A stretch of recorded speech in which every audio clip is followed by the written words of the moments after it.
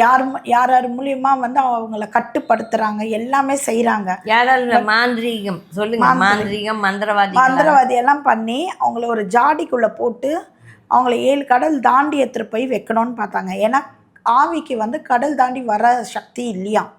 So அந்த மாந்திரீகம் பண்ணி அவங்கள எடுத்துகிட்டு போய் வைக்கணும்னு பார்த்தாங்க. ஆனால் அவங்கள வந்து ஒரு ஒரு நல்ல ஒரு பர்சன் வந்து விடுவிச்சாங்க. அப்போ தான் எனக்கு சொன்னது கீது மேமை பற்றி. கீது மேம் வந்து அவங்களோட சமாதி இருக்குது இல்லைங்களா, அந்த சமாதியில் ஒரு ப்ரேயர் பண்ணியிருக்காங்க போல இருக்குது.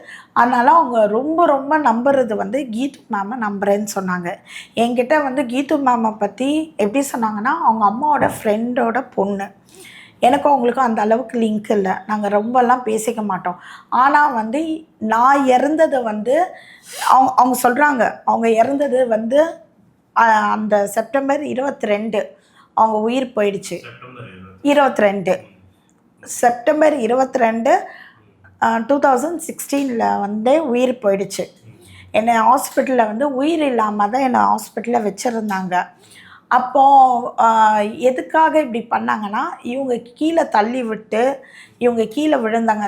சசிகலா அவங்க வந்து கீழே தள்ளி விட்டு அவங்க கீழே விழுந்ததாகவும், அந்த விழுந்ததில் வந்து இந்த வாட்டி எல்லாத்துக்கிட்டையும் உண்மையை சொல்லிடுறேன், அவங்க நிறைய குடும்பம் பற்றியிருக்காங்கன்ட்டு நியூஸ் வந்துச்சு. எனக்கு ஜெயலலிதா அம்மா தான் சொன்னாங்க. எனக்கு அரசியலை பற்றி சுத்தமாக தெரியாதுங்க.